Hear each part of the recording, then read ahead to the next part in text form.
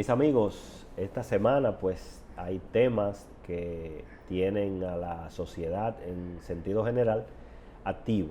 O sea, cada grupo social está, diríamos, evaluando cuáles son los modelos de reforma fiscal que el gobierno debería introducir en el Congreso para acompañar el proyecto de presupuesto que ya fue sometido en el Congreso. El CONE, por ejemplo, a través de su líder empresarial, ha manifestado diríamos, su punto de vista, en la cual indica que el gobierno está proponiendo lo que es una reforma fiscal y ellos entienden que lo que debería de estar discutiéndose sobre la mesa es el pacto fiscal.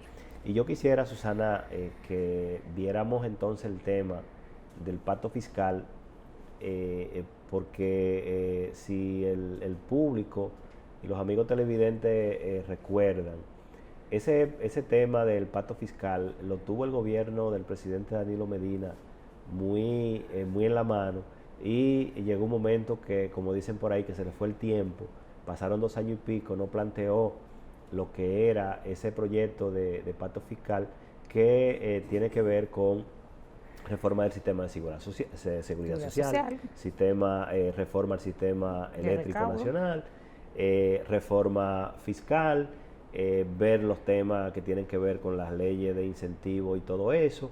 Pero y de hecho, el tema del pacto fiscal no es un asunto, diríamos, no es un capricho de los políticos ni de los empresarios, es que en el proyecto de Estrategia Nacional de Desarrollo contempla esa figura. Estamos hablando que en esa estrategia, que es una estrategia al 2030, pues contempla ese modelo, porque de lo que se trata es de un plan real de desarrollo que resuelva lo que le llaman los parches, o sea, todos esos cortecitos que le hemos hecho a la reforma fiscal, al código tributario, modificación. Cada vez que un gobierno tiene una necesidad de recaudar algo más, pues entonces hay que hacer una reforma fiscal. Y a eso es que se refiere el líder empresarial del CONE, el señor Brachi, de que él prefiere que se plantee lo que es el pacto fiscal, para que los temas, como el mismo tema del déficit, que según la información servida apunta al 1% en el sistema eléctrico. Y ese es un tema, Susana, que el tema del momento que tiene el gobierno, porque también hay un problema. Si no se resuelve ese diferencial de ingresos que el gobierno necesita para acompañar su presupuesto, entonces pudiéramos entrar a un 2021 con muchas situaciones de desbalance y con poco dinero. Con muy poco dinero. Basilio, esas declaraciones conocidas por el CONEP, encabezado por su presidente, don Pedro Brache, hablar de una reforma fiscal en el 2021-2022, que entendemos que será el año de la recuperación, si se toman todas las medidas necesarias. Hablarle al sector empresarial, al sector productivo del país, de una reforma, ¿verdad?, que le implica un aumento, ¿verdad?, en los impuestos, un aumento en todos los órdenes. Hablar de reforma con un tema tan agudo como se ha convertido en los últimos meses, el tema eléctrico, el déficit eléctrico, donde todo el que tiene una gran empresa y una pequeña empresa tiene unos costos elevadísimos por los temas relacionados a la energía eléctrica. No solamente el pago del consumo mensual, Basilio, sino que yo tengo que tener una planta, una bomba, tengo que pagar combustible, tengo todo lo que conocemos aquí, todo lo que nuestros clientes conocen, nuestros televidentes conocen. Y tú hablarme de una reforma que entendemos que se debe hacer en estos momentos, es un poquito, ¿verdad? Es un poquito pesado para esa clase empresarial. Estamos hablando de que en meses pasados esa misma clase tuvo que hacer un reajuste económico en relación al aumento de salario que también fue recibido, ¿verdad? Que en buen momento por el pueblo, tan a tiempo, como decimos. Entonces, todo eso le implica a ese sector unos gastos extraordinarios. Y tú hablarme de que voy a seguir llevando una carga mucho más pesada, todo eso se tiene que evaluar, porque no podemos, esa clase no le podemos, ¿verdad?, poner sobre sus hombros todas las responsabilidades. Y hay un elemento, Susana, con ese tema de reforma o pacto, y es el tema de la seguridad social y el código laboral. O sea, ese es un gran tema que los empresarios deben de fijar una posición bien equilibrada, de alguna manera entender que, y en este caso el sector sindical que representa a los trabajadores, deben de ya evaluar en qué siglo estamos, en qué sociedad estamos viviendo laboralmente hablando, donde el COVID, por ejemplo, vino a transformar un 40%. Todo ese aparato laboral ha sido reformado. Claro. Basilio, de hecho, por ejemplo, en las universidades seguimos trabajando de manera remota y el cuatrimestre, el semestre, bueno, no es igual, pero hemos podido salir a flote en ese orden. Entonces, esa modalidad de trabajo también cambió y está funcionando, Basilio. Sí, y es que, mira, Susana, y por eso nosotros vamos a estar siendo siempre un país en vías de desarrollo, porque hay un problema, y es que no nos adelantamos a los eventos, a los tiempos. Fíjate, por ejemplo, ahora mismo tú analiza, por ejemplo, cómo ha sido la desescalada. Nosotros teníamos en plena pandemia, estábamos operando con un 80% del personal off, ¿verdad? En oficina, en remoto, ¿verdad? Un 80%. Diríamos que eso fue un modelo que surgió por una necesidad.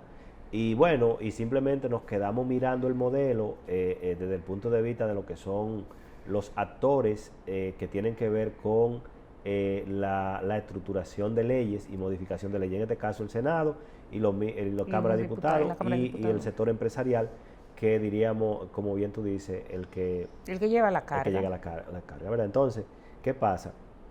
Entramos en pandemia, porque vamos a decir, fíjate que en marzo el gobierno dijo, manden a todo el mundo a su casa. Sí. ¿Verdad? Entonces, el 100%... Hizo uso del 100%. Exactamente. De la fuerza laboral, Basilio, mándelo para su casa. Claro. Inmediatamente los dominicanos y dominicanas dejaron de ser tus empleados, mis empleados, para ser los empleados del Estado Dominicano. Con todas las razones del mundo, porque eso no es lo que estamos discutiendo en el programa. Mándelo para su casa, al costo que sea. Sí.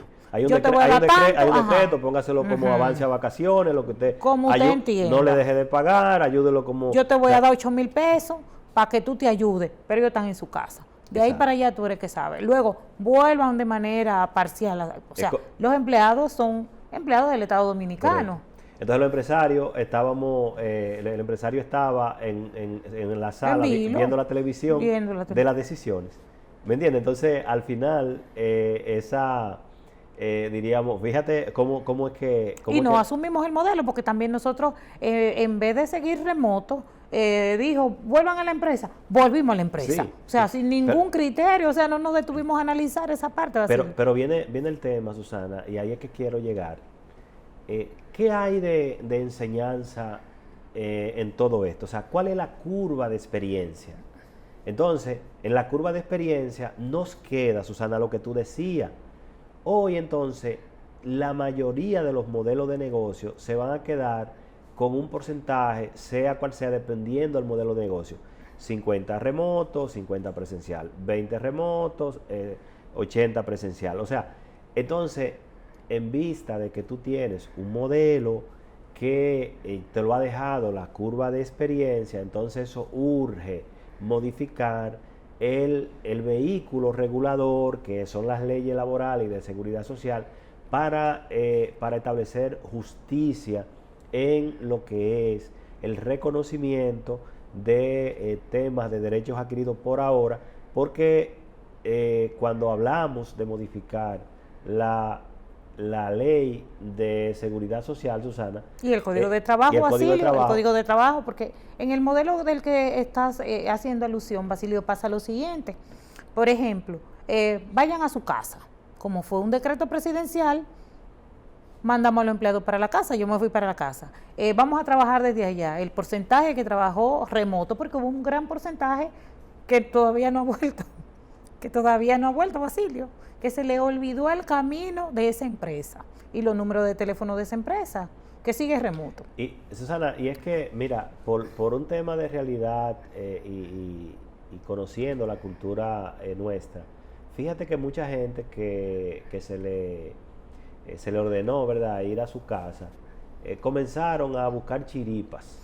Otras cosas. Entonces, cuando tú le dices, ven, entonces ya ahora él está sopesando que va a perder todo lo que ha ganado por el otro lado, lo que está ganando por el otro lado, versus un salario que no le compensa ya. Entonces ahí vienen y viene el tema del clima organizacional, el tema de adaptación.